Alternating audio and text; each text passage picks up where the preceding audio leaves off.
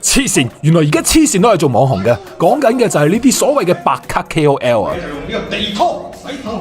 唔知你哋由幾時開始留意佢哋呢？本來以為係個別黐線佬嘅瘋癲之作，點知佢哋嘅行為係越嚟越踩界，甚至踏上違法嘅道路啊！而最為人所熟知嘅就係自稱社會破壞者光頭博嘅15歲網絡紅人梁俊賢，佢屬於黃家區嘅墓地。Beyond 已故主音黃家區嘅墳墓5月俾人破壞，涉案嘅2個人早前成判官批評行為可恥。判15歲嘅男學生。究竟呢一班自稱白卡聯盟嘅人係乜來頭呢？呢一個世界係咪真係咁多癲佬呢？又係乜嘢嘢驅使佢哋拍片擺上網呢？大家好，我係張華南，今日我哋嚟講下好多師兄都吹過無數次嘅題材——白卡聯盟。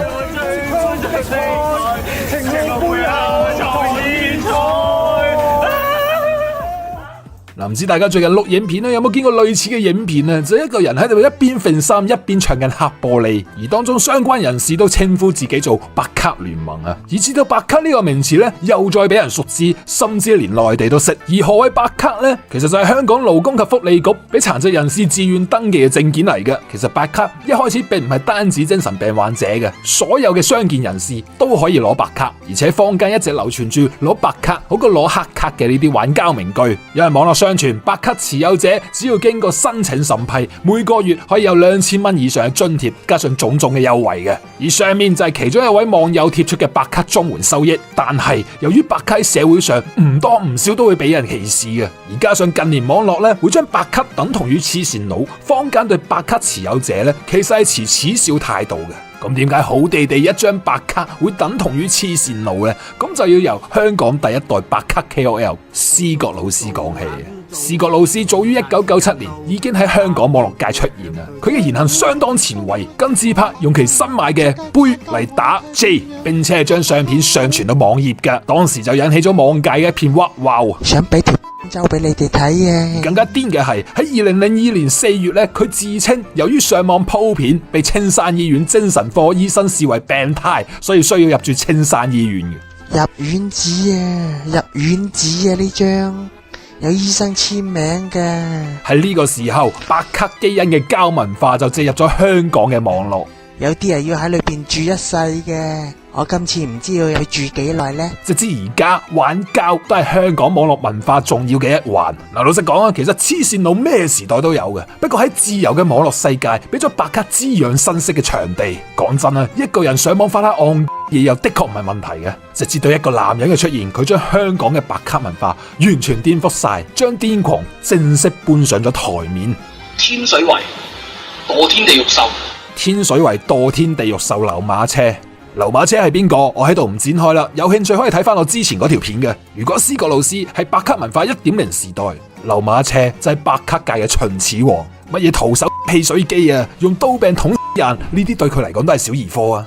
所謂睇人撲街最開心啦，網絡上面都有一班花生友一直鼓吹流馬車去做啲更加過激嘅行為嘅，而馬車佢喺網絡上邊亦都將癲狂發揮到極致啊！如果佢真係淨係喺網絡上發癲都算啦，但係佢係曾經多次線下犯案啊，而每次入冊出冊懺悔再入冊就成為咗所謂嘅馬車循環。更加癲嘅係，當年馬車每次進入懺悔 mode， 都有觀眾喺下面留言話：我支持你啊馬車！因為老實講，流馬車喺唔癲嘅時候講啲嘢都好有煽動性嘅。我想講嘅係喺網絡時代，只要你講嘢有少少道理，真係少少道理嘅啫，都會有人 like。就係因為咁，令到癲狂嘅流馬車正式上位。毫無疑問，呢個網絡環境，只要你有少少輸出，都可以令到癲佬成為真正意義上嘅公眾人物。而就係各位花生友嘅獵奇心態養大咗呢啲癲佬內心嘅怪獸啊！正係因為咁，馬車之後就有啲別有用心嘅人見到馬車有流量，可以靠癲上位而模仿馬車嘅行為，例如喺地鐵大叫啊、發癲亂鬧人、喺公眾地方造成滋擾行為等等啦。佢哋就自稱自己做白卡聯盟。咁究竟白卡聯盟係乜料呢？唔急，等我慢慢講啊。白卡聯盟起初係由一班想靠出位行為模仿流馬車拍片引流量嘅鬆散組合，而當中就包括自稱勇狗嘅26歲的士司機曾維成，自稱私咪嘅16歲男子黃群一，自稱滔哥嘅22歲男子葉子滔，同埋27歲嘅保險從業員葉子健。佢哋一開始係模仿流馬車嘅瘋癲行為，試圖吸引流量。不過比起白卡更加癲嘅係白卡聯盟其中一個創辦人曾維成其實唔係白卡嚟嘅。你睇佢嘅 live 同埋一啲影片，佢係明確知道自己做緊乜嘢嘅。據佢所講啊，佢係以拍搞笑片嘅形式去吸引流量嘅。而聯盟嘅另一位成員有白卡許光漢之稱嘅黃群一 Simi， 佢亦都坦言做呢啲出位行為只係為咗引流去社交平台。一開始佢哋嘅片都係做啲膠嘢，不過流量始終都係未如理想啊，同大前輩馬車真係有段距離啊。甚至有網民留言啊，鼓吹佢哋再激啲，所以為咗更加多嘅流量，佢哋做啲嘢就越嚟越黐線。除咗開始拍片需要途人之外，甚至有啲影片係有冒犯性嘅行為嘅，好似以下呢一段，呢位綽號勇狗嘅成員啦，自稱做好心派飯俾露宿者，不過佢哋就係用一種恥笑嘅態度去拍片，而且派完之後仲不斷鬧人講嘢。旁邊嘅成員見露宿者收咗碗飯之後，仲不停呼喝人哋要講多謝。講多謝。喂，似乎你係想撚鳩人多過想做好事喎。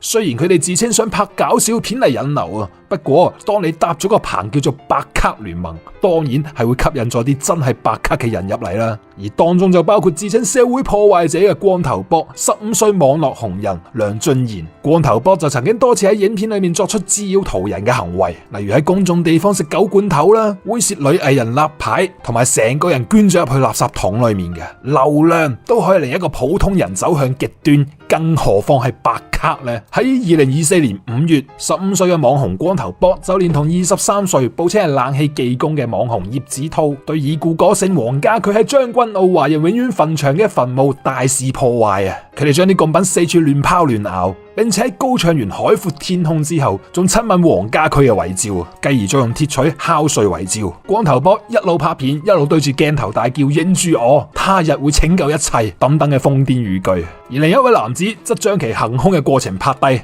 而其後警方喺5月19號將兩人拘捕。喺裁判庭上面，首被告亦即係光頭博啦，代表大狀就求情話啦，首被告咧患有過度活躍症、自閉症同埋強迫症啊，喺學校唔受歡迎。大概喺2年前喺網上認識咗劉馬車等等嘅 KOL， 開始學拍片。從網民嘅反應嚟講咧，佢以為自己係非常受歡迎噶，所以佢為咗博取掌聲，滿足網民，佢先越做越激，越做越癲狂。大狀亦都表示，首被告對黃家駒其實係沒有憎恨嘅，明白佢嘅行為對好多人造成傷害，並且表達悔意噶。而光頭博係唔係真係有悔意，我就不得而知啦。而家離光頭博出冊大概仲有10幾日，喺之前白卡聯盟 IG 上邊期待光頭博回歸嘅貼文下面呢，有唔少花生友就話好期待阿博回歸。冇錯，阿博行上犯罪嘅道路，各位花生友，你哋係有一份功勞嘅。不過對比起白卡聯盟真正潛在嘅危險，阿博只不過係小兒科啫。佢哋究竟有咩危險？聽埋落去啦。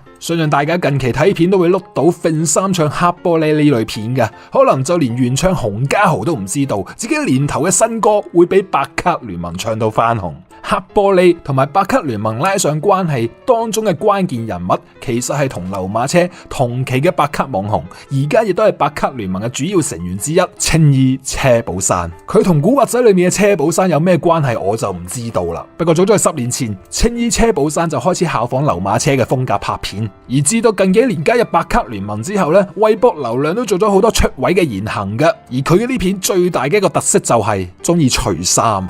而喺呢個網絡時代，任何嘢都有機會突然間爆紅，就連白卡都一樣。喺今年年中啦，白卡聯盟成員 Simi、車寶山仲有葉子濤就上載咗一條唱黑玻璃嘅片，片中佢哋一邊唱歌一邊噴止汗劑，影響途人同埋後面嘅熟食檔啊。片中怪異嘅行為令到呢條片廣為傳播啦，開始有更加多嘅人關注呢班所謂嘅白卡聯盟。而其後車寶山亦都多次重複呢個公式，喺鬧市裏面一邊除衫揈一邊大唱黑玻璃，令到黑玻璃正式同白卡聯盟扯上關係。嗱，你一個人癲最多係滋擾啫，不過你造成一班人癲，咁就唔係講笑咁簡單啊！開頭可能因為好笑，亦都可能因為流量，令到除咗白卡聯盟之外嘅網民都開始模仿揈衫唱黑玻璃呢樣嘢。之前咪話白卡聯盟一直都係想引流嘅，嗱，今次佢哋通過黑玻璃真係成功咗啦。睇翻佢哋而家 IG 啊，近期嘅影片平均播放都有5-6萬，亦都有越嚟越多嘅人模仿佢哋去唱黑玻璃。而白卡聯盟真正潛在嘅危險就係佢裏面嘅部分模仿者或者關注者